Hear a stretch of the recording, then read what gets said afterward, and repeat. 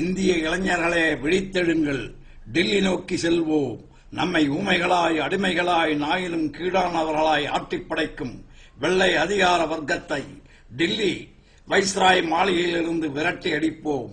டில்லி சலோ என்று வீர முழக்கம் செய்த விவேகியை நமது சுதந்திர திருநாள் அன்றாவது நெஞ்சார நினைத்து வாழ்த்தி வணக்க வேண்டியது ஒவ்வொரு இந்தியனின் கடமையாகும். டில்லி சலோ என்று இந்திய இளைஞர்களுக்கு சுதந்திர உணர்வை ஊட்டி வீர முழக்கம் செய்த மாவீரர், இந்திய மாஜினியாக விளங்கிய நேதாஜி சுபாஷ் சந்திர போஸ் என்பது அனைவரும் அறிந்த வரலாற்று உண்மை. வெள்ளைய ஆதிக்கத்திடம் இருந்து இந்தியாவை விடுதலை பெறச் செய்வதில் நேதாஜி மேற்கொண்ட நடைமுறைகளை அன்று சில இந்திய தேசிய தலைவர்கள் ஏற்றுக்கொள்ள முடியாத நிலையில் இருந்தனர். நமது ரத்தத்தை சிந்தியாவது வெள்ளையர்களை வெளியேற்ற வேண்டும் என்ற தீவிர தியாக உணர்வில், இந்திய விடுதலை கனவில் வெறிபிடித்து இருந்தார் நேதாஜி சுபாஷ் சந்திர போஸ். பண்டித நேருவின் இறை புரியாத நண்பரான நேதாஜி அலகாபாத் வரும் நேரங்களில் நேருவின் இல்லம் ஆனந்த பவனில் தான் தங்கியிருப்பார். 1935ஆம் ஆண்டு சிறையில் இருந்த நேரு, சுபாஷ் தன்னை முசோலினியைப் போல் நினைத்துக் கொண்டு செயல்படுவதை தன்னுடைய சிறை டைரியில் குறிப்பிட்டுள்ளார். 1940ஆம் ஆண்டு வரை நேதாஜியுடன் இணைந்து செயல்பட்ட நேரு, அதன்பின் அவருடன் விடுதலை போராட்ட பாதையை வகுப்பதில் கருத்து வேற்றுமை ஏற்பட்டாலும் நேதாஜியுடன் தன்னுடைய நட்புணர்வை முறித்துக் கொள்ளவே இல்லை. 1940ஆம் ஆண்டு அலகாபாத் வந்திருந்த நேதாஜி காங்கிரஸ் தலைமைக்கு எதிரான கருத்துக்களை பொதுக்கூட்டங்களில் பேசினார். அப்படி இருந்தும் அவர் நேருவின் விருந்தாளியாக ஆனந்த பவனில் அடிக்கடி வந்து தங்கியிருப்பார்.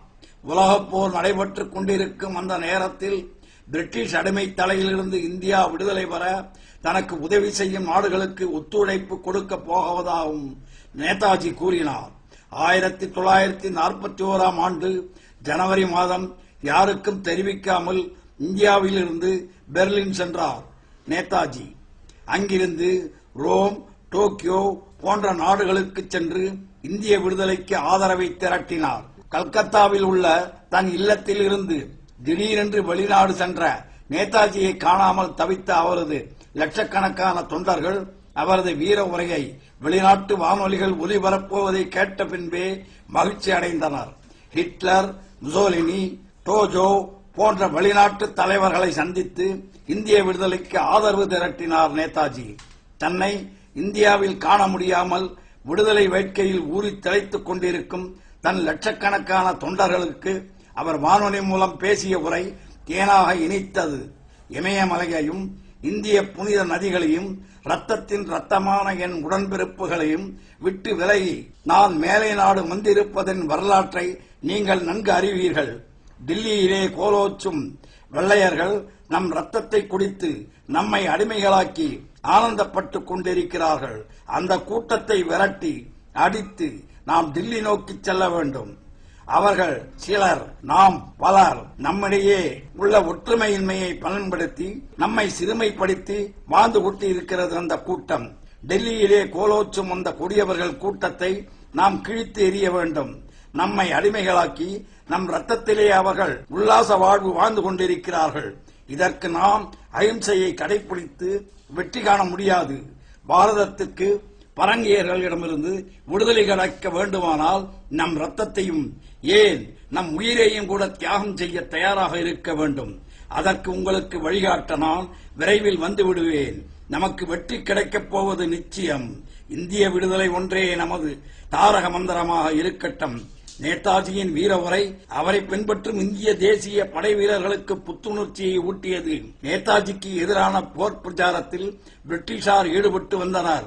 நேதாஜி 1944ஆம் ஆண்டு ஜூலை 8ஆம் தேதி ஆற்றிய உரையில் தன் மீது வெள்ளையர்கள் எத்தகைய பொய் பிரச்சாரத்தை பரப்பினாலும் இந்தியாவில் உள்ள ஆசாத் ஹிந்த் படையினர் டெல்லியில் உள்ள வைஸ்ராய் மாளிகையில் இருந்து வெள்ளையர்களை வெளியேற்றியே தீர்வார்கள் என்றும், அந்த மாளிகையின் உச்சியில் இந்திய தேசிய கொடி பட்டொளி வீசி பறக்கப் போகிறது என்றும் முழக்கமிட்டார். சுவாமி விவேகானந்தரின் ஆன்மீக போதனையில் நாட்டம் கொண்டிருந்தார் நேதாஜி. இந்திய சமுதாயத்தின் நல்வாழ்விற்காகவும் இந்திய விடுதலைக்காகவும் தன் உயிரை தியாகம் செய்தாலும் அது சாதாரண செயல்தான் என்று நேதாஜி கூறி வந்தார்.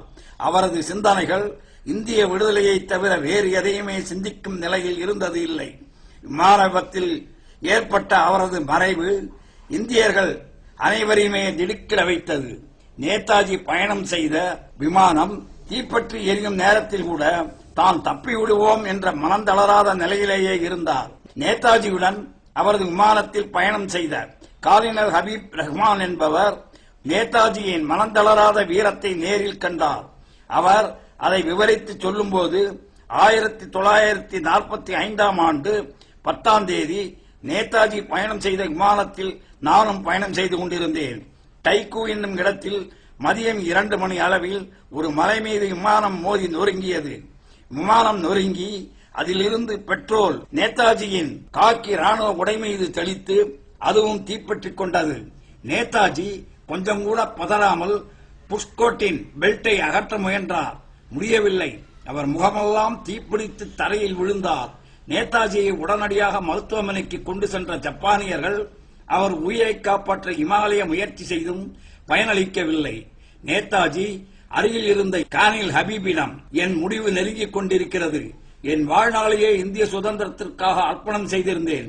என்னுடைய நாட்டு மக்களிடம் இந்திய விடுதலை போராட்டத்தை என் மறைவுக்கு பின்பும் மனம் தளர்ந்து விடாமல் தொடர்ந்து போராடச் சொல்லுங்கள். டெல்லியிலிருந்து வெள்ளையர்களை வெளியேற்றி நமது பாரத சுதந்திர கொடியை பட்டொளி வீசி பறக்க விடச் சொல்லுங்கள். அதுவே அவர்கள் எனக்கு செய்யும் நன்றி கடனாக இருக்கட்டும் என்று நேதாஜி கூறியதாக காலினர் கூறினார். நேதாஜி ஆன்மீக எண்ணங்கள் கொண்டவர். இமயமலையின் இயற்கை எழிலில் மனதை பறிகொடுத்து விடுவார். தன் நலத்தையோ சுகபாவ வாழ்வையோ எண்ணி பார்க்காமல் பாரதத்தின் விடுதலை வேட்கையிலேயே அவர் எண்ணங்கள் பயிரிடப்பட்டிருந்தது. சிங்கப்பூரில் சுவாமி ராமகிருஷ்ணரின் ஆசிரமத்துக்கு அடிக்கடி சென்று தியானத்தில் ஆழ்ந்து விடுவார். அந்த நேரங்களில் சாதாரண உடையில் சிறிய கைப்பையுடன் மூக்கு கண்ணாடி, கீதை புத்தகம், துளசி மாலையுடன் காட்சியளிப்பார். இந்திய தேசிய படையில் பாரதத்தின் விடுதலைக்காக சேர்க்கப்பட்ட படை வீரர்களுக்கு நல்லொழுக்கத்தையும் பாரத பண்பாட்டையும் தாய்நாட்டு பற்றையும் சிறந்த முறையில் போதித்திருந்தார். கோடிக்கணக்கான இந்திய மக்களின் இதய தெய்வமான நேதாஜி சுபாஷ் சந்திர போஸ் இன்று நம்மிடையே இல்லை.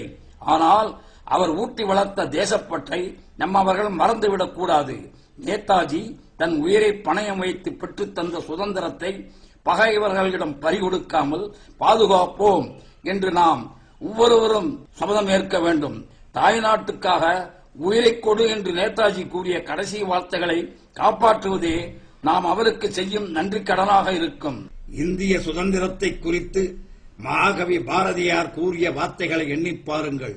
தண்ணீர் விட்டோ வளர்த்தோம் சர்வேசா, இப்பயிரை கண்ணீரார் காத்தோம், கருகத் திருவுளமோ என்று கூறியுள்ளார். கண்ணீரால் காத்து நம் உயிருடன் வளர்த்த இந்திய சுதந்திர பயிரை கருக விடாமல் காத்து வளர்க்க வேண்டியது நமது கட்டாய கடமை.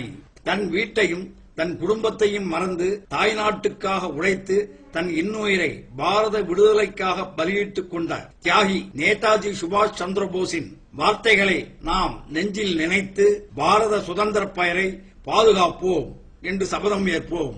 வந்தே மாதரம். வாழ்க பாரதம்.